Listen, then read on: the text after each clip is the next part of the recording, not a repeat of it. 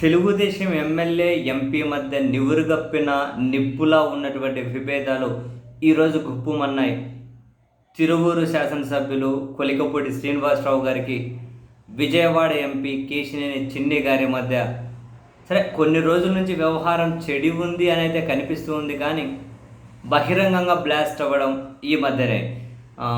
మొన్న కొలికపూడి శ్రీనివాసరావు గారు ఓపెన్గానే చెప్పారు, ఎంపీ ఆఫీసు అవినీతికి కేంద్రం అయిపోయింది, చివరికి పార్టీ పోస్టులు కూడా అమ్ముకుంటూ ఉన్నారు, అక్కడ కూర్చొని ఇసుక అమ్ముకుంటున్నారు, లిక్కర్ అమ్ముకుంటున్నారు, మొత్తం అవినీతికి అది కార్యాలయం అయిపోయింది అని చెప్పి డైరెక్ట్గానే ఘాటు వ్యాఖ్యలు చేశారు తిరువూరి ఎమ్మెల్యే గారు.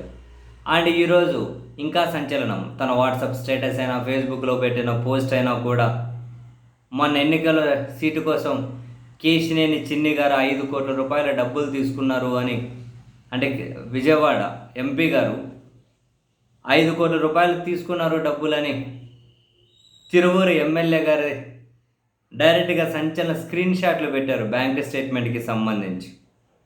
దానికి సంబంధించినటువంటి స్క్రీన్ షాట్లు కూడా సంచలనమైన ఆధారాలు, ఎవరెవరికి ఎంత ట్రాన్స్ఫర్ చేశారో కూడా అందులో ఉంది.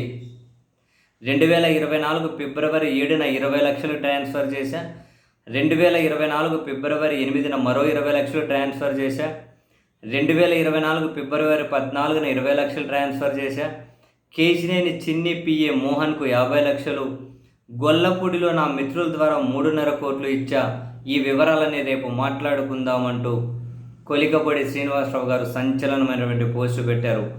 నిజం గెలవాలి, నిజమే గెలవాలి అంటూ కొలికపూడి పెట్టిన పోస్ట్ అయితే చాలా సంచలనంగా మారింది. డైరెక్ట్ బ్యాంక్ స్టేట్మెంట్ ఆధారాలే పెట్టారు.